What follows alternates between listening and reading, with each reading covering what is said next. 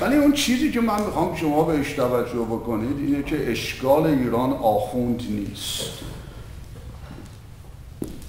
اشکال ایران آیت الله نیست، اشکال آمریکا کشیش نیست، اشکال جمیع عالم نادونی و جهالت. یعنی تا زمانی که نادونی هست، جهالت هست، هر کسی میتونه شما رو کنترل کنه. اون میتونه آخوند باشه، اون میتونه شوهرت باشه، اون میتونه دوستت باشه. وقتی که من نادونم اسیر احساسات میشم و اون چیزی که بتونه من رو کنترل کنه طرف مقابلم ازش استفاده میکنه. ولی چیزی که من میخوام شما بفهمید اینه که افراد نبایستی خودشون رو بذارن در جایگاهی که ازشون سوء استفاده بشه و این در جمعی روابط صحیحه. شما میتونی از دوستت سوء استفاده کنی، شما میتونی از همسرت سوء استفاده کنی، شما میتونی از دینت سوء استفاده کنی، شما میتونی از مقامت سوء استفاده کنی. روشنه؟ چیزی که ما داریم میگیم اینه که حضرات آخوندها علت این که اون بالا نشسته به خاطر اینکه یه عده اینجا گوش میدن. تا گوش شنوا نباشه که شما گوش نمیدید. من اگر بخوام حرفی بزنم شما یکی بلندشون بریم، من با کی حرف بزنم؟ اگه با خودم حرف بزنم که بعد تراپیستم رو خبر کنم. چیزی که ما داریم میگیم اینه اشکال ایران جهالته، اشکال ایران تبعیته بدون تحری حقیقته. یعنی هر موقع که بنده به شما یه چیزی بگم شواهد ندم و شما فقط حرف من رو بر حسب مقامم قبول بکنید، شما به خودتون ظلم کردید. آخوندی که هر انسانی به خاطر سوء استفاده از مقام میتونه مردم رو گول بزنه. پس ما چجوری میتونیم جلوی آخونده رو بگیریم؟ یه طریق اینه که فوش بدیم بهشون. فوش هم که میدونیم اگر تراپیسته بغلت باشه چی میگه؟ میگه چرا شما فوش میدید؟ به بنده تو دلت داره میدی، البته الان که نمیگی، یواش یواش میگی. چرا به حساب فوش میدی به نفر؟ این غضب درونیه که منطقا نمیتونی باش روبرو بشی، اینه که فوراً به طرف مقابل آمدی. چون اگر شما بخوای غضب خودت رو کنترل کنی که غضب رو که با غضب جواب نمیدن، معلومه. غضب رو با مشورت، شفقت و منطق جواب میدن. روشنه؟ روشن. یعنی این که ما معتقد هستیم اصلا نباید در مقابل افرادی که بیمارن فقط جسمانی نیست. شما میتونی من حیث فکری بیمار باشی، شما میتونی من حیث عاطفی بیمار باشی، شما میتونی من حیث روانی بیمار باشی. جواب یه بیمار این نیست که ما لیبلش کنیم، کوچیکش کنیم، خوردش کنیم، ذلیلش کنیم.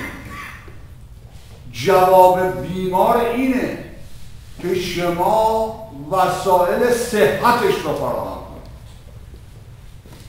آخوند به نظر بنده مریضه.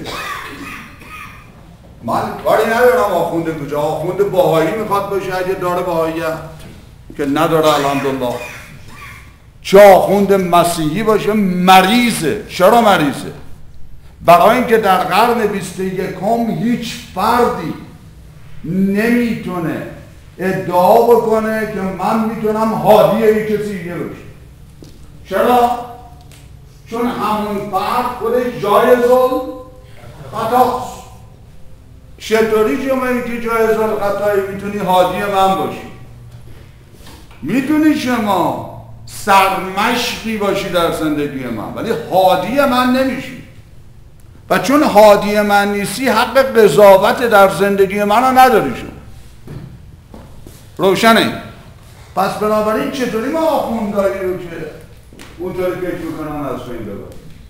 با رفتن توی مردم آگاهی بهشون دادن، وجداناشون رو بیدار کرد. اون موقع میفهمن. مثلا بنده حالا نمیخوام وارد این بحث بشم، شما این رو ضبط میکنی به خود آخونده هم میدی یا نمیدی؟ بذار دقیقا بهش بده. مثلا این آقای آخوند، من نظر به حرمت مردم اسمشون نمیدارم، یه مقدار شواهد آورده که بهائی‌ها به این دلیل اینا مخالف حقوق و مزایای انسانی هم. خدای من شاهده، من آدم بیگاری هستم. من 2 روزه تمام رو گذاشتم شواهد این آقا رو بررسی کنم، ببینم واقعا یه آدمی میره جلوی 2000 نفر با سهم بزنه، بعدم میدونه میشه یوتیوب و حرفایی رو بزنه و فکر بکنه همه جاهله، مآخذی ارائه میده. میگه مثلا سید علی محمد باب در کتاب بیانش صفحه 14 اینو میگه. من کاری ندارم حالا سید باب رو شما قبول دارید یا نه، من میخوام اصل مطلب بکنم. شما میری صفحه 14 بیان فارسی رو باز میکنی میبینی اصلا همچین چیزی وجوده. ولی آخونده میگه آخه اگه اینا اهل کتاب بودن که اینجا نمیشستن، اینا اگه اهل خوندن بودن که اینجا، حالا من بگم صفحه 14 یا بگم صفحه 32 چه فرقی داره شما اینو میخونید؟ اگه بگم مثلا یه مجله‌ای که شما خوشت بیاد زود میره میخونید. خدای من شاهده، شواهدی که میده تمامش شواهد من در آوردیه و یا شواهدیه که نفهمیده. ولی من سعی نمی کنم قلم بردارم حمله کنم به اون. من به نوع خودم باید چیکار کنم؟ این کاری که من کردم به نوع خودم برداشتم گفتم از اون اول شما اینو فرمودید، به دلیل عقل این غلطه، به دلیل شواهد اون غلطه. آخرش هم گفتم من التماس دعا دارم از حضرت آیت الله. یعنی شما جواب به آخوند نمیدی، شما با آخوند روبرو نمیشی، شما شواهد رو بررسی میکنی و مردم رو آگاه میکنی، چون آگاهیه که آخوند رو از بین میبره، نه حمله به آخوند. روشن شدیم؟ شما حمله نکنی یاد بشه برات بکنی آخوند. یک، پس ما آقای رضوانی ها رو که شهید بکنن، این دین 20,000 تا شهید داده. این دین خود پیغمبرش جونشو گذاشته روش. ما از اینا نمیترسیم. میدونی چرا نمیترسیم؟ چون حقیقت انسان رو جسمش نمیدید. حقیقت شما جسم شما نیست، جسم شما مرکب وسیله است. حقیقت شما فکرته. به قول شکسپیر How one thinks he shall behave. As the man thinketh he shall. اونطوری که تو فکر میکنی عمل بکن. غیر از این اینو که الان در تراپی وقتی یه نفر میاد میگه اینه قبلا ها می آمدن میگفتن بیهیویرات رو برو عوض کن، اعمالتو عوض کن، زندگی درست میشه. الان میفهمن بابا اعمالش رو اگه عوض کنی، فکر همون فکر پوسیده است، که این دوباره همون کارو میکنه. یعنی من باید فکر یه نفر رو عوض کنم که بتونه اعمال جبت بشه. ولی فکر انسان هم حقیقت کلیشی. حقیقت انسان روحشه، روحه که فکر رو ایجاد میکنه، فکره که اعمال رو ضامن میشه. حالا وقتی شما منو میکشی، جسممو میکشی، فکرمو میکشی یا روحمو میکشی؟ منتقد از شما از مرگ آیا میترسی یا نمیترسی؟ اونایی که حقیقت زندگیشون جسمانیه، محدوده، مال و مناله، از مرگ خیلی میترسن. تو رو خدا اگه یه دفعه خوشگلی رو از دست بدی نمیترسه شما؟ این شجاست، یه زن شجاست. خوشگلی شما بیرونیه یا درونیه؟ مثلا من خوشگلی به این موهای زلفم. حالا که من خوشگلی به اونه که من بدبختم که باید شما بدی یه چیزی. حالا من کاری به اون قانون دیگه ندارم، اون ناراحت. ولی خدا رو شکر. خدا به شما بودی. حالا مثلا شما یه زلفی داری باز نسبتا. حالا آقای سمندری رو اصلا ما حرفش هم نمیزنیم. ولی من میخوام شما ببینید فکر امید کنم شما مسخره‌اش نکنید. من چیزی که میخوام هم بخند و هم بفهم. اسم این کلاس میدونید که چیه؟ بخند و بفهم. اصلا این کلاس جمعه هست بخند و بفهم. یه عده میگن فقط بخندن، یه عده میگن بفهم. یکی بدون دیگری کار نمیکنه.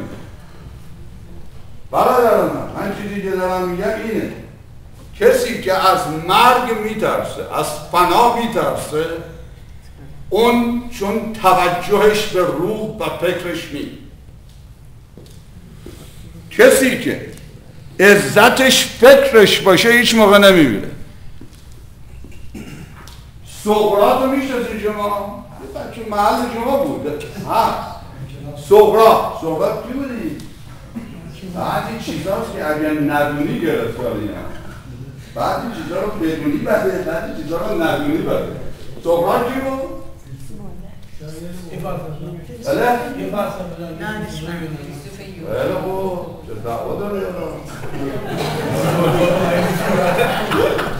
سقراط داره.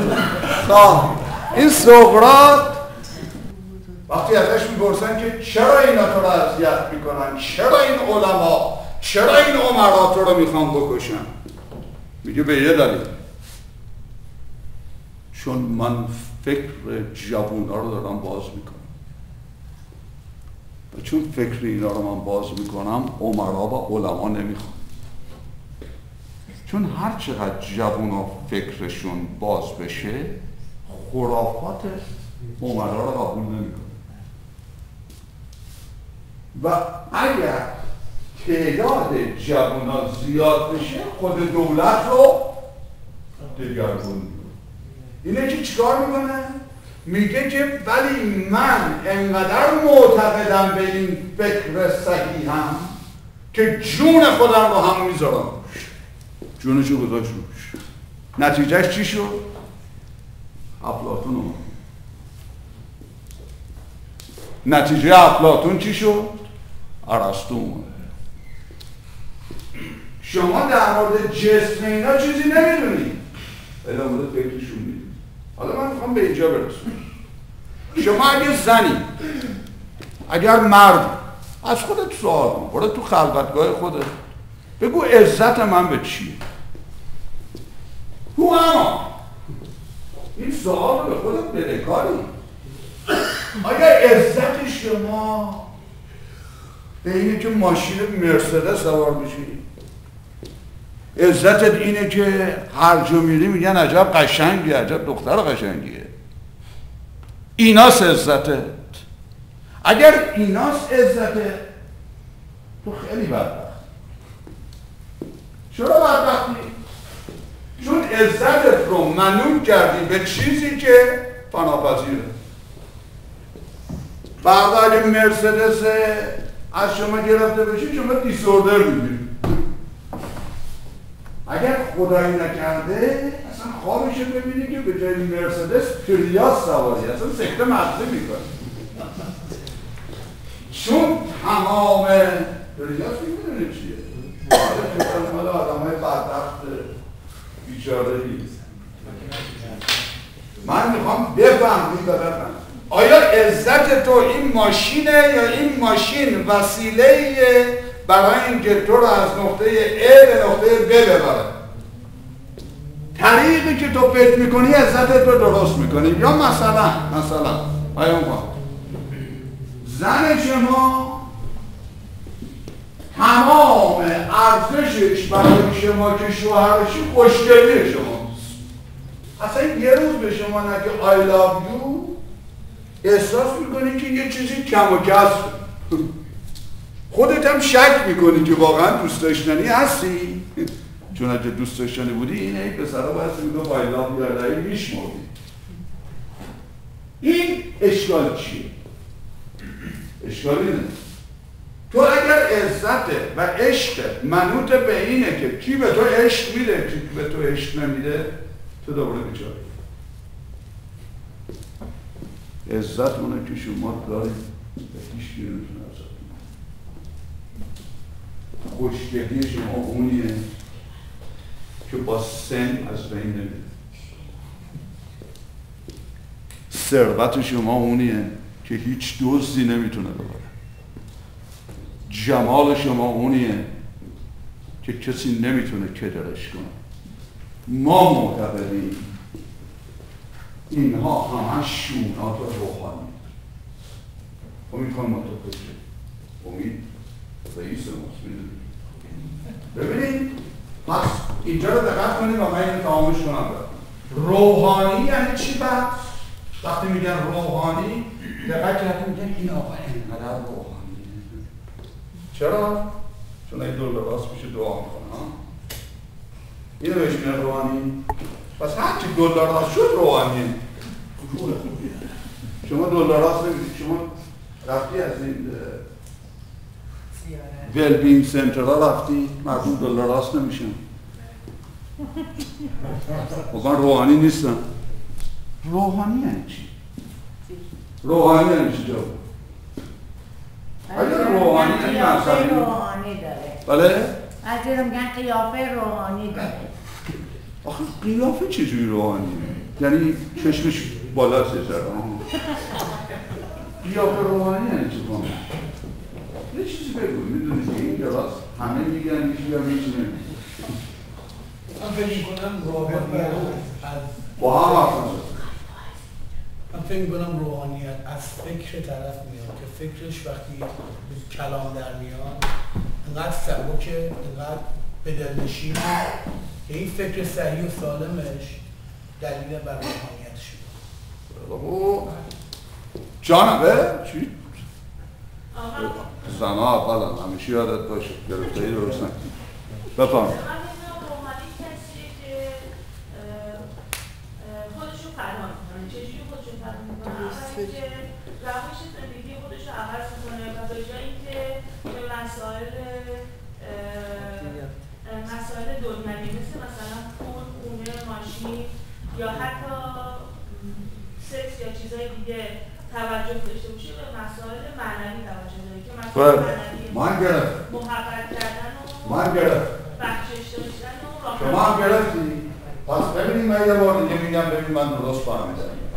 پس اگه دنبال سکسی روحانی نیست، اگه دنبال پولی روحانی نیست، اگر دنبال مقامی روحانی نیستی، یعنی اگر مردی روحانی یعنی هر موقع بیرون شدی بدون روحانی. واسه همینه که وقتی بیرون شدی دعا بیشتره. وقتی پول داری اصلا با دعا سر کار داری میگی خودم کردم. وقتی که میبینی کوزه خالیه چطور میکنی؟ خدا برکت.